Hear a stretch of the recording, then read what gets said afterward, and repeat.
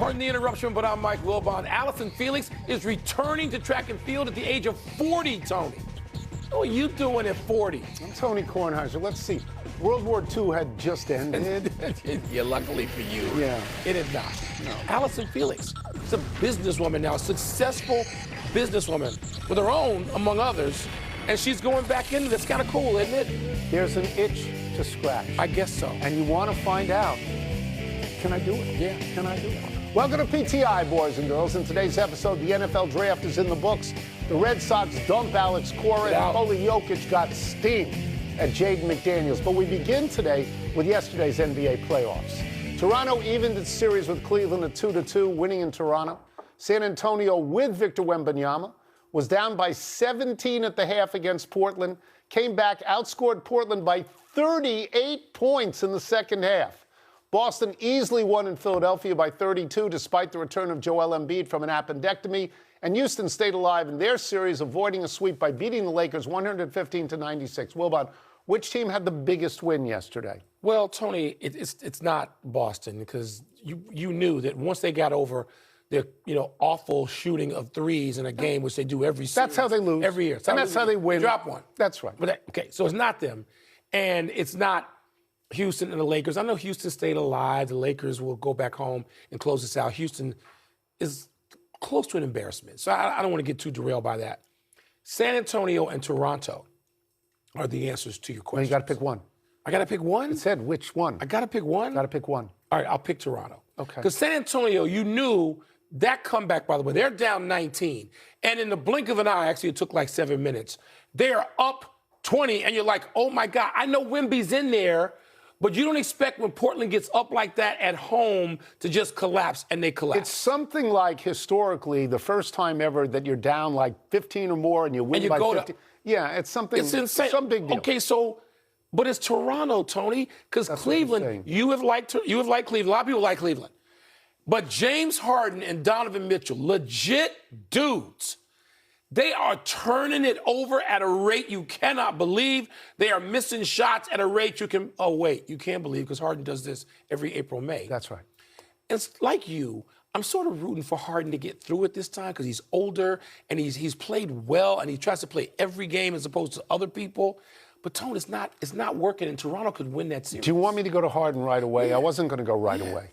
Because I did believe, as I said on this show, when they traded for Harden, I thought they would win the East. I thought that was good. I did. Yeah. And I didn't think, and I don't think Toronto should be an enormous hurdle for Cleveland. I don't believe that. In the last two losses, James Harden, 15 turnovers, and is shooting 11 for 27. And it is inescapable to get to the fact that this is the playoffs and this is what he does. Yeah. I thought Toronto, therefore, had the most significant win. I differ from you. I think that the biggest win is Houston, because if they lose... Houston? Well, if they lose the series. But they look like dogs. I understand, but they won without Kevin Durant. But I'm not going to get carried away. And the reason I'm not going to get carried away and to say, they can come back and win this series, is because in the history of the NBA, no team has ever gone down 0-3 and come back and won. In fact, the 0-3 turns into...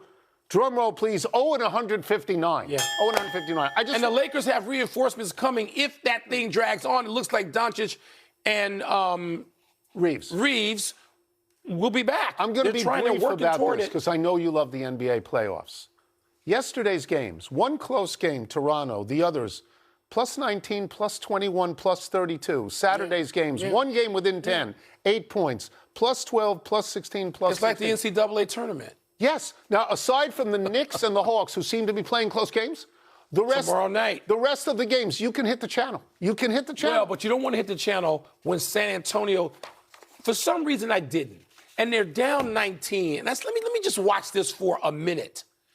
And 8 minutes later, they are up double. It's insane, insane comeback. Let's move to the NFL draft from last Thursday, Friday, and Saturday in Pittsburgh. As expected, Fernando Mendoza went overall number 1 to the Raiders. Ohio State saw 4 of its players drafted in the first 11 picks, 7 of its players in the first 2 rounds, 11 overall. Wilbon, I know that you watched every second of the draft because your Bears are becoming contenders. Yeah. You were upset with various points because you called me. Yeah. So what are your biggest takeaways from the NFL draft? Tony, I had some takeaways that had nothing to do with the Bears. And it had nothing to do with most teams. But the visual to me was that Navy running back, Eli Heidenreich, being drafted by the Steelers in the 7th round in Pittsburgh, and he comes up there in his uniform. Oh. And it was just, it was rousing to me. And this kid had tears. Everybody had tears. His seemed more important to me. That's a judgment call. And you know it, we live close enough to the Naval Academy. We've known athletes in every sport who went to Navy, and they had to serve their country. They had to give that time back. Nobody was going pro anything except like McCallum, and David Robinson. Well, unless you grow to be 6'11" overnight, and they say get off the sub. That's right. But we knew those people when they were matriculating. Yeah. And it's incredible. But also, Tony, for real, Jeremiah Love going to Arizona, which I thought was the right move. Some would disagree with a whole lot of pundits. A lot of people disagree with you because of the money they have. And Ty Simpson, Ty Simpson being selected by the Rams, with Matthew being Stafford. Selected by Les Snead, and maybe Sean McVay and Stafford not as on board. My understanding was that they called Stafford. They did. They asked how he felt about this. That this move. was not like Kirk Cousins sitting in Atlanta and then drafting Michael Penix on Sports Center. No, it's not like that. So if I'm honest here, I'm going to tell you that this draft seems like it took place a year ago. Why?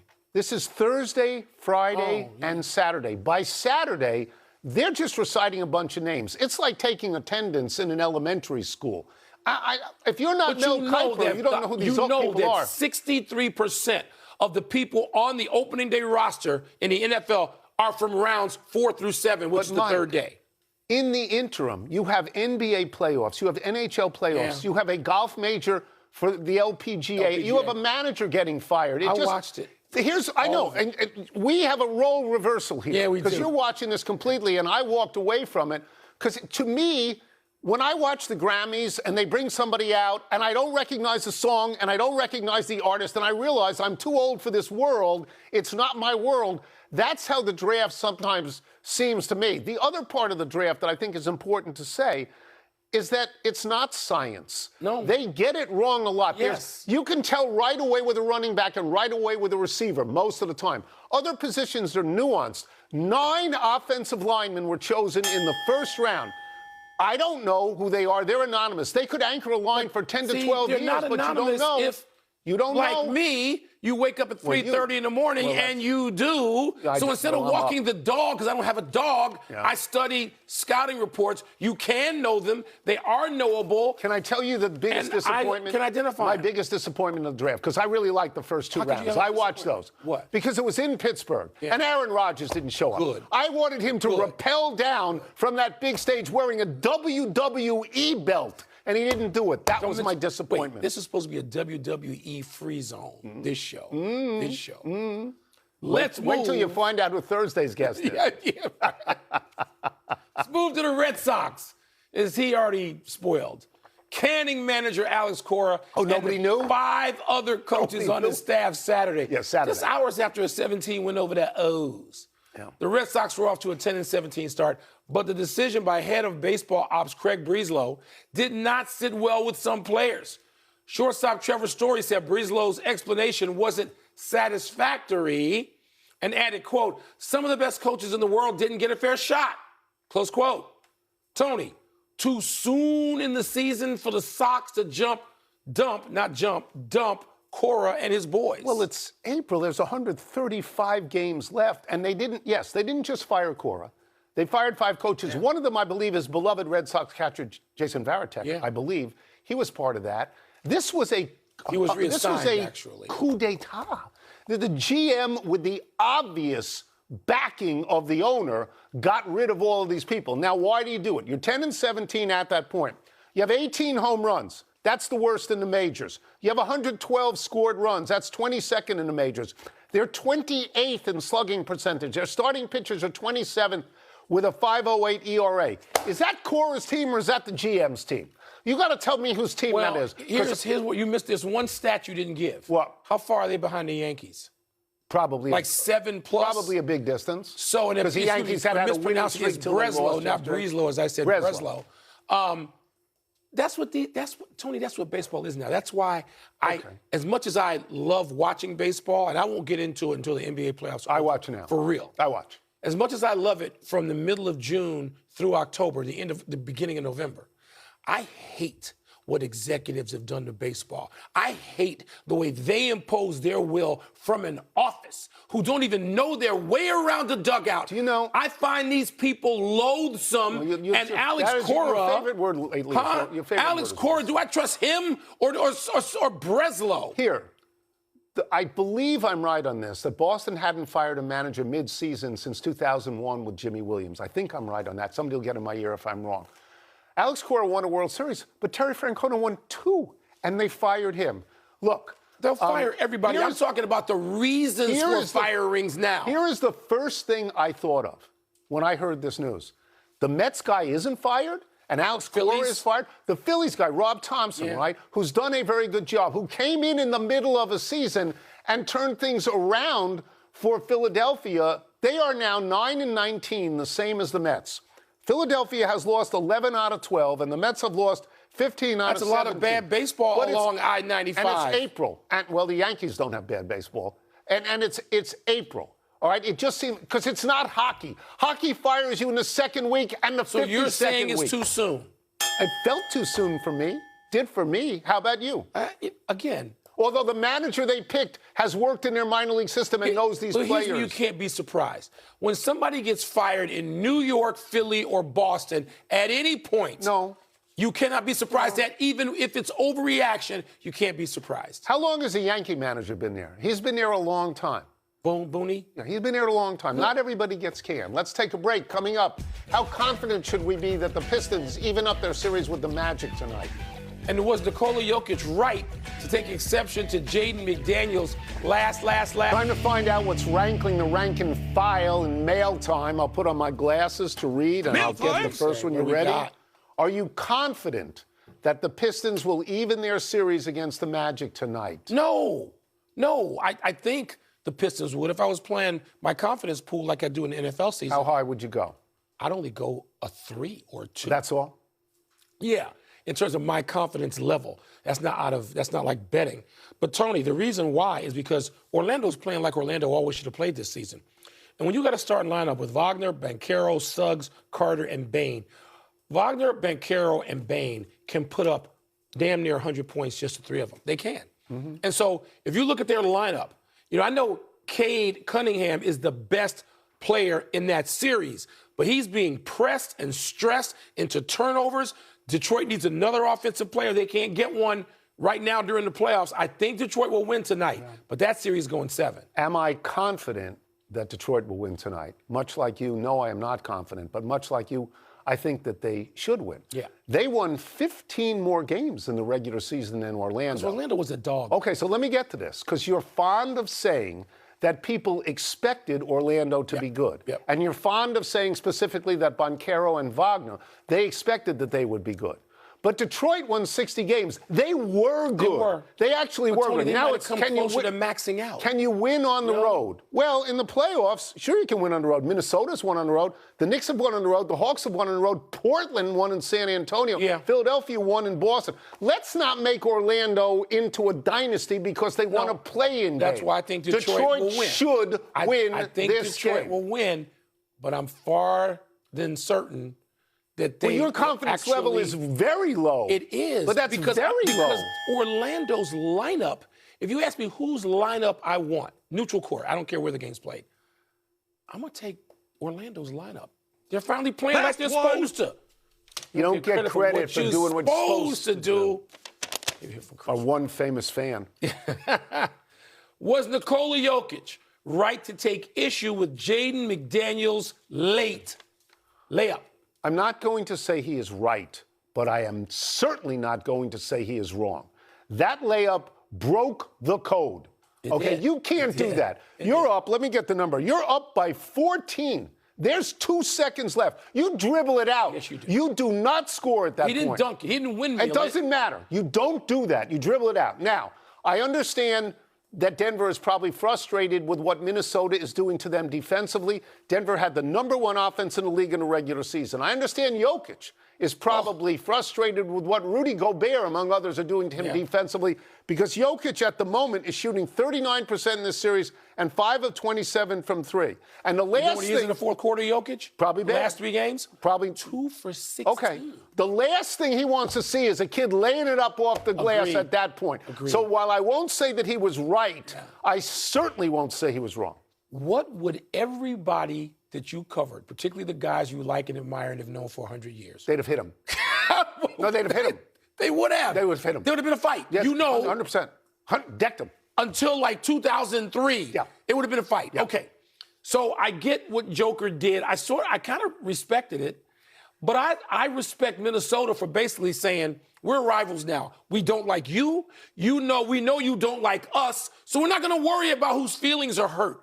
By the way, speaking of hurt, I feel bad for Minnesota losing their starting back. This is what happened to the Lakers. But the Lakers are up 3-1 in their series, and this is what happened to them. Yeah. Are you saying you think Minnesota can't win?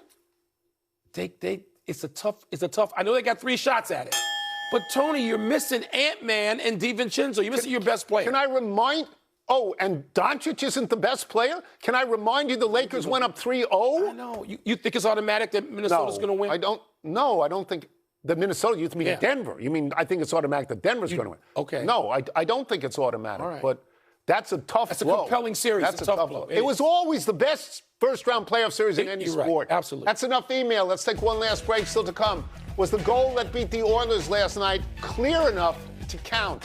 And a setback for Texas Tech and its new top transfer quarterback. You just go get another one. Ayo DeSummo. Nice job, Bulls. Nice job, Arturas Karnisovas, for trading him for a ham sandwich. He's gone. He had 43. He's gone. He had 43.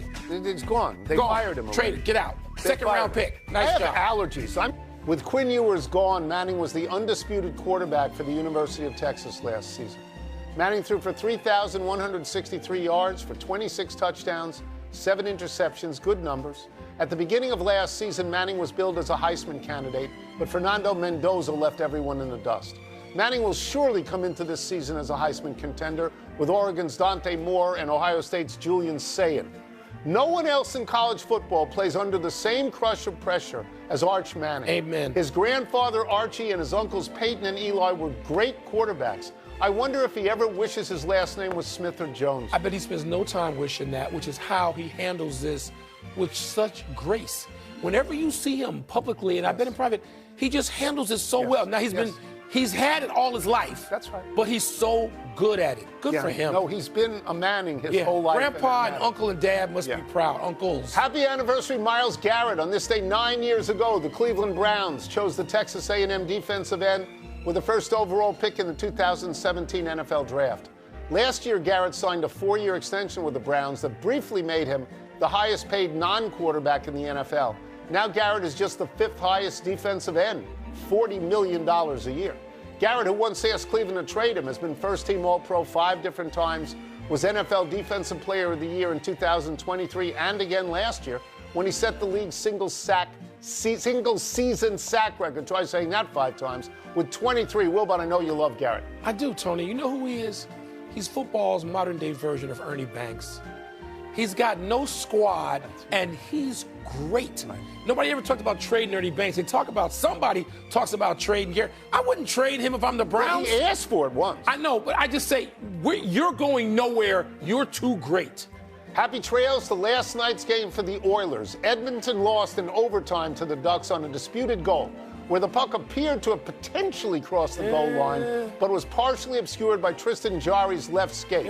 Odd ice officials talked it over before eventually ruling for the Ducks. Upon review, the NHL Situation Room said it determined that the puck completely crossed the line, to which Edmonton defenseman Matthias Ekholm said, quote, "I don't know how they see it as a conclusive goal." I don't either.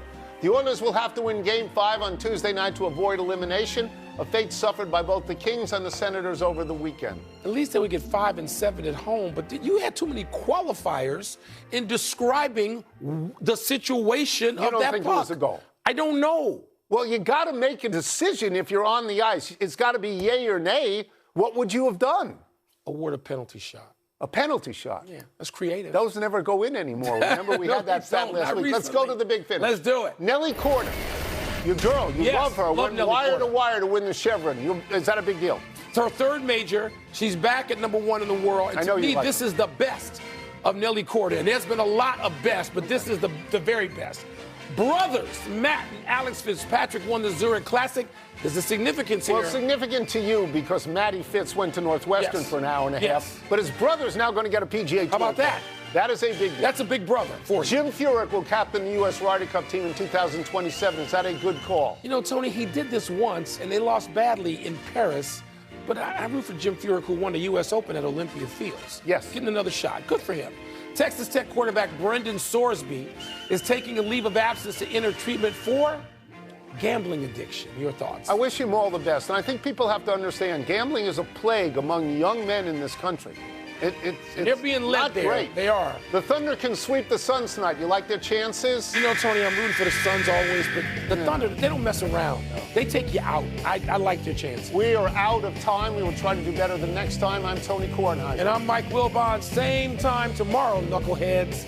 And now, on a ball night, here's sports. Pollen! I've got pollen! Springtime. Don't you love it?